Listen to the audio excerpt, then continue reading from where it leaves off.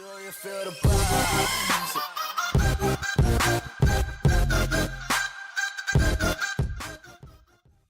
What's up, YouTube? It's Carolina Calvin coming back to you with another video, and welcome to my NFL 2018 Week 8 game recap between the Carolina Panthers and the Baltimore Ravens. Now, Carolina Panthers were at home.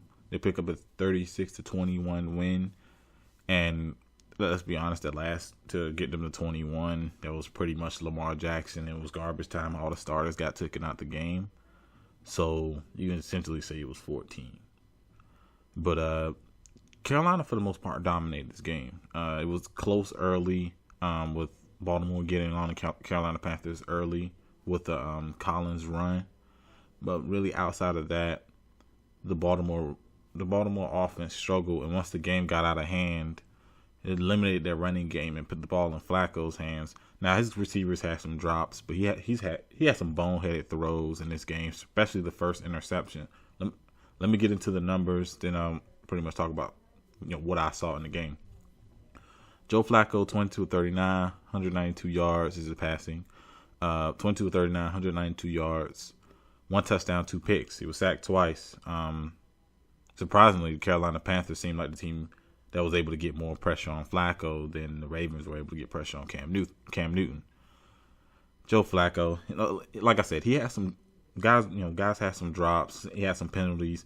Willie Snead had 2 offensive pass interference penalties in the same drive. The offense didn't look good. They looked a lot better in the Saints game. It didn't look good in this game, the passing game. Some of Flacco's decision making. One of his turnovers, one of his interceptions, there was pressure. It was a blitz. He should have got the ball out of his hand quicker than that. But it was a really bad throw because of the pressure it was going to Willie Snead, but Captain undercutted the route because it was such a terrible throw. And the first interception was a complete boneheaded throw where it was coming at the end of the half. He should have just threw the ball away, chucks it down the field with really no one there. And that's a pick. Who was the pick? I think it was Mike Adams that got the pick. But their offense didn't look sharp at all. Early on, the running game looked solid. They got a rushing touchdown, but outside of that, they didn't look too good. I mean, they had a drive at the end of the third quarter where they did get a touchdown. They made it. It was 27-14 at the time, so they were in the game. But then, of course, Carolina came right back and scored a touchdown. Looking at Baltimore's rushing, Collins 11 carries, 49 yards and a touchdown. Lamar Jackson 3. Well, let me get to passing game. Lamar Jackson was 4 of 5, 46 yards and a touchdown. Back to rushing, Collins 11 carries, 49 yards and a touchdown. Lamar Jackson 3 carries, 26 yards. Flacco 2 carries for 14, and Edwards 2 carries for 12. Like I said, a big portion of Collins' yards came really the first quarter, the first drive where he did get a touchdown. Outside of that, the score eliminated the running game for the Ravens. Receiving, Willie Snead 5 receptions, 54 yards. Crabtree 3 receptions, 31. Andrews 4 receptions, 31. Hurst 2 receptions, 29 and a touchdown. John Brown 3 receptions for 28. Moore 2 receptions for 19. Allen 3 receptions for 18. And Collins, running back, 2 receptions for 14. Now, like I said, they had some drops. But other than that, he doesn't have a bunch of talent here. You expect John Brown to do a little bit more, but I thought Dante Jackson did a really good job. He was really, for the most part, looking at Willie Snead. He threw the ball to him 11 times. He was targeted 11 times. He only caught 5 of them. I thought Munnerlyn played all right. He did give us some catches, but he forced some offensive pass interference calls. He made them work to get those yards. A lot of those yards from those receptions that he did get were kind of like the legal pick play a lot of teams do. You playing man defense, they have a guy come across just so they don't make contact, but they kind of get in their way. He got like 2 or 3 of his receptions just from that. But other than that, the passing game was terrible for the Ravens. Defensively, I don't think they played good up front at all. I I don't think they played good up front at all. They could not get any pressure on Cam Newton whatsoever.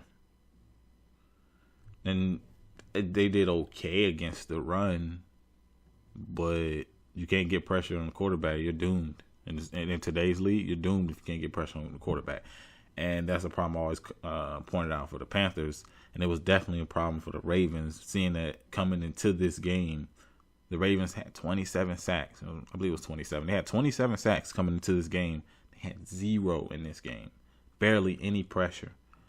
Cam had a lot of time to throw in the pocket. His completion percentage, I believe, was 70-something%. So, I mean, guys are making plays out of the backfield. Christian McCaffrey, he's been running the ball more this year than catching. He had that one game. We had the 14 receptions. Other than that, he's run the ball way more. Greg Olsen's finally gotten into the mix. But to continue on with Baltimore's defense, they didn't look particularly good. The strength of the team is up front, being able to get pressure on the quarterback and stuffing the run. Obviously, they did better against the run than they did in terms of getting pressure on Cam, because completely clean pocket. This is the Panthers' offensive line, they're a patchwork offensive line. I thought they've played much better than what people think. But coming into this game, this was probably the best defensive line. This is probably the best pass rush that they were going to face at this point in the season. And Baltimore couldn't really get any pressure. So hopefully they clean that up next week, because you can't get pressure on the quarterback unless you're out there putting up a lot of points. And with the way the offense played, you don't get any pass rush. You can't really get any stops. You're not going to beat too many teams in today's league. Going over to Carolina, Cam Newton, 21 of 29, 219 yards, 2 touchdowns. Plain pocket. Very accurate. And my whole thing was, you knew Cam could play. It was all about the play calling. And they were really aggressive. There was a time when they were up in the game, they were still throwing the ball. This is in the fourth quarter. I like that. You got to stay aggressive. You can't just rely on putting up 3. You can't just rely on burning clock, then punting. No, you gotta look for the end zone every drive. You gotta look for the end zone on every drive. All this conservative run crap, it's kind of slowed down the offense. And you got to be able to put up points. You've seen they did it through an entire game where they stayed aggressive. You can tell they've been running a lot of end arounds, and you definitely know that's Norv Turner. But with Cam's ability to run, Christian McCaffrey as a threat, DJ Moore's becoming a threat with that.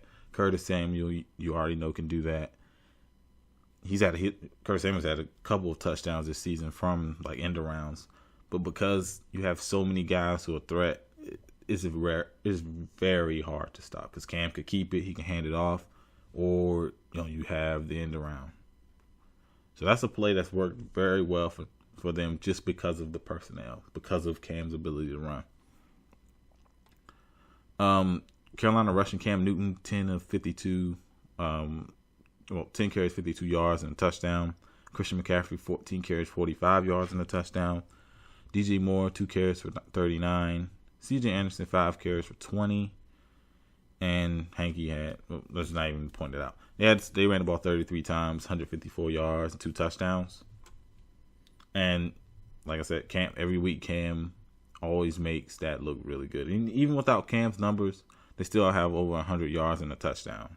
So, you do have that. But how many quarterbacks in the league can run design quarterback runs up the gut? And especially with teams now kind of, they know it's somewhere in the playbook. They know that they're going to run it. And he still has success with it. On his touchdown run, I don't know how no one accounts for him. And it was a busted play on defense. So no one accounts for Cam Newton, knowing that he likes to do that. He likes to fake the hand with the bootleg, and he'll run it in for a touchdown if it's there. And no one was there. Like I said, Baltimore's defense didn't look good in this game. It was coming in the number 1 scoring defense, and you pretty much got dominated up front. pretty much got dominated up front. Got out physical by the Carolina Panthers. Looking at receiving, DJ Moore, 5 receptions, 90 yards, one of his better games. Greg Olsen, 4 receptions, 56 and a touchdown. So it's back-to-back games with a touchdown. Curtis Samuel, 3 receptions, 28. Devin Funchess, 3 receptions, 27. Ian Thomas, 1 reception, 15. Christian McCaffrey, 4 for 11 and a touchdown. He just kind of came on the fluky play where it was a throw to Devin Funchess, but it got tipped at the line, and Christian McCaffrey was the first one to get to it. He jumped in there and caught it in the end zone. A lot of plays bounced the Panthers' way. On the pitch to DJ Moore, which, like I said, he had 2 carries. One of those carries was a pitch to him. He fumbles because Cam was a bad pitch. Cam was getting pressured. Pressure's right in his face. So it was a bad pitch. He fumbles the ball and it bounces right back up to his hands, and he gets a first down out of it. So there's some things that bounce their way, but if you sit there and watch this game and say they didn't dominate, you're crazy. Referring to the Panthers. Jarius Wright, 2 receptions for 5. So the weapons for Cam Newton, they're really learning how to utilize guys like DJ Moore, knowing he's a yards after catch guy. So they're getting the ball in his hands in some way. Curtis Samuel is another elusive guy that can make guys miss. They're finally learning how to use these guys. And the offensive line, from giving the game ball to, the offensive line, the way they play against this defense, coming into the league with 27 sacks. I don't know exactly where that ranks, but I'm pretty sure it's probably top 5 in terms of just pure sack numbers. They were getting a bunch of pressures throughout the season, and they really didn't do anything in this game. So hats goes off to the offensive line with the job they did against that defense. Carolina's defense, I thought finally they were aggressive. They started sending blitzes. They started sending guys like Luke Kuechly, Thomas Davis, Shaq Thompson. They sent Eric Reed. He ended up picking up a sack. That's what I'm talking about. The front 4 throughout the season has not gotten consistent pressure, but when you send pressure, they didn't get to him every time. Sometimes it got picked up. That's the risk you take, and I thought the cornerbacks played pretty well for the most part. They definitely played above how anyone would expect them to play. But bringing pressure is important because you can't just let quarterbacks sit back and throw. I don't care who it is. In today's league, you can come in and any quarterback and pick you apart. So I like the play calling defensively that they sent pressure. No reason to keep dropping guys back in coverage. You send 4, you drop 7. No, send 6 guys. Bring some pressure. Don't let the quarterback sit there and get comfortable, get into a rhythm. And for the most part throughout the game, they did that. And you can see during that third quarter, the end of that third quarter, the drive that the Baltimore Ravens scored on is when the Panthers kind of got conservative with the defensive play calling. When they stayed aggressive, they got off the field, they got turnovers. I mean, you get pressure, you're going to get, you have a higher likelihood of getting a turnover, especially Flacco. He'll throw it to you. But I thought the secondary play good. Dante Jackson on John Brown was good because he is the Baltimore Ravens' big play guy. Thought they did a better job against the run, albeit the run game was eliminated because of the score. By halftime it was 24-7. By